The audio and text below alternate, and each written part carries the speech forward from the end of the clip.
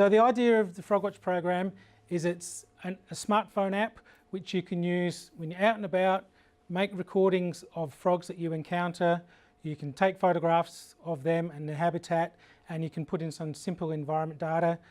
When you submit that through the magic of the internet, it goes to our website, and once we log into the website, we can have a listen to all of the recordings that you have made.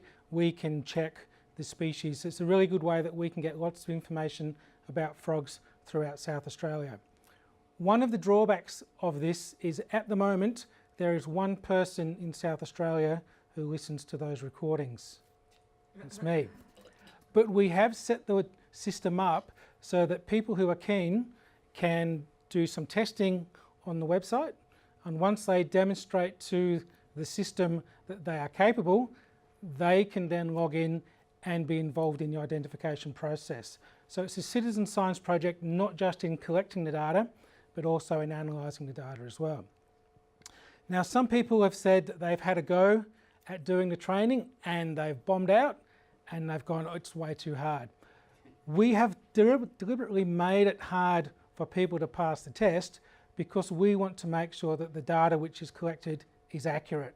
If anybody who knows absolutely nothing about frogs can log in and go, oh, it's that, and great, and it's not actually that frog, the data is pretty useless to us. So it's designed to be a little bit tricky, but once you've had a bit of a practice, it should be possible for anybody to pass the test and become one of the identifiers. So the main aim of the session tonight is to take you through the frogs in the area, show you some tips on how to identify the frogs from the physical specimen, but also take you through the mating calls, which is basically the key characteristic we use to identify the frogs. There's two different regions I'm going to be talking about tonight: the Central District's Adelaide Plains and Mount Lofty Ranges region and the Murray Valley region. These are two of the regions which have been set up in South Australia based on the frog fauna in those areas.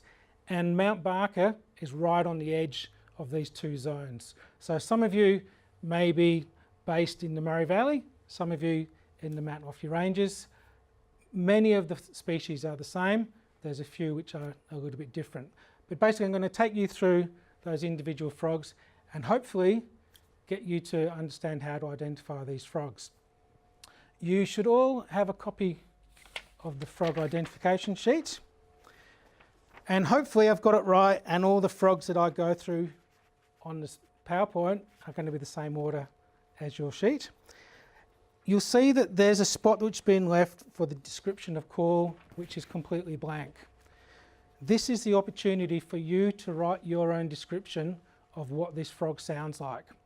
Because often you get a field guide and you'll open it up and it'll say the mating call sounds like blah. And you look at it and you go, what does that mean? But I don't connect with that. So we want you to write something down that is how you would describe that species. And hopefully, once we've been through all of these species, you'll have a different description for all of them, and you'll be able to recognise the frogs by their call. Sounds easy? It is easy. We'll take a little bit of practice. Once I've gone through that, I'm going to show you the spot on the website where you can do practice testing. So with this, you would choose the region in the state that you're interested in listening to the frogs. The system will randomly pick out a recording and you'll be able to have the opportunity to listen to it. You would then, on the system, say what frogs you think are calling and roughly how many there are.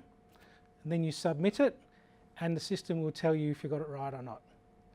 Once you're confident that you can do this really well, you can then go into the system and do the full testing, in which case it will pull out about 10 recordings and you have to go through and listen to all 10 recordings, get them 100% right. If you do that, then it will accept you as a frog identifier and you can go in and do some of the analysis of some of the recordings. Does that all make sense? And are the recordings related only to your area? Yes. So there are 12 regions in the state. You can choose which of the regions you're interested in. So if you're only interested in the frogs that are found around the Adelaide area, you can just choose that. If you're interested in the Flinders Ranges, you can choose that one as well. Once you've passed the test, you'll be recognised as an identifier just for that area. If you want to do multiple areas, you've got to do multiple tests. Okay, so on the FrogWatch SA website, there's a little section on becoming a frog identifier, and there's a practice section. And for this, you can choose which region you're interested in. Oops, what have I done here? Try again. You can choose which region you're interested in from all the ones on the list. And so, for example, if we pick this, the Adelaide Mount Ranges area and choose begin practice, it's going to randomly pick out one of the recordings for you to have a listen to. And here you can choose what species of frog you can hear and roughly how many of that species you can hear, and you can add all the different species that you reckon you can hear on this recording. So shall we give it a go? You've got your descriptions of your frogs. On the back of this sheet, I've set up a little table for going through a number of different recordings. So this can be recording number 1. Using your descriptions and listening to the recording, see if you can specify which species or multiple species are recording and roughly how many of each you can hear.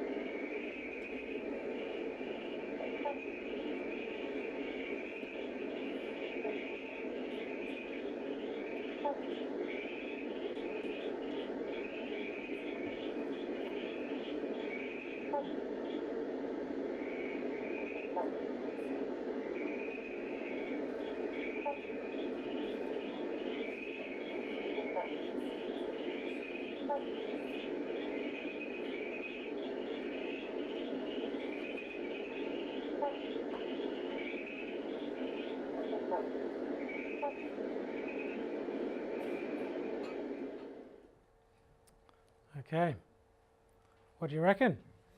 3. Which 3? Eastern sign-bearing, banjo, and the brown tree frog. Okay, anybody got anything different? I'm not saying if it's right or wrong, I'm just... Common froglet. Was that all? Banjo frog, eastern banjo, and I think brown tree frog. So you had 3 as well, but you had common froglet, you had eastern sign-bearing froglet. Anything different? I had banjo, spotted marsh and common froglet. Okay. One of the good things about this system is we can plug in our answers and it will tell us if we're right or wrong. Okay. So what I can do is I'll put in all the species that people said. Roughly how many of the common froglets do you think there were? 1, a few, many, or lots? Lots? Okay, so we can add that one. we can add more.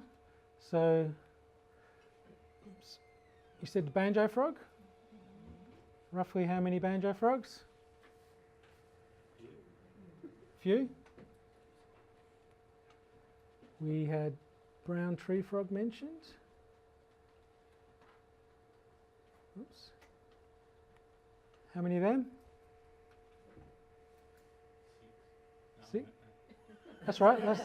That's a few. You said spotted marsh frog. Which one? Northern or western?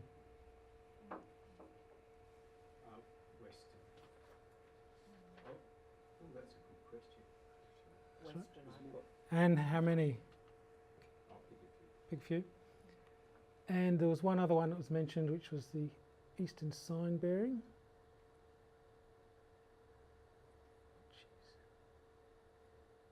Or Murray Valley. And how many of those do you reckon there were? A few. A few. Okay, so we've got a list of 5 species that we thought were there. So if we tell it to submit these answers, it will then say how well we went. Sorry you didn't correctly identify them all. And it's not, oh yes it is. It tells you which ones were correct and which ones were incorrect. So according to this system, there weren't any of the eastern siren-bearing froglets, which is not found in the region this recording came from. There weren't any of the spotted marsh frogs, but there were the other 3. The system says there are actually quite a lot more than just a few common froglets, but it doesn't mind if you get the abundance right or wrong. The most important thing is the species there. Can you just say the species common names? So the Victoria ewingi is the brown tree frog. Crinia parensignifera is the eastern sign-bearing or Murray Valley froglet. Crinia signifera is the common froglet. Limnodonastis jumerili is the eastern banjo frog. And Limnodonastis tasmaniensis is the spotted marsh frog.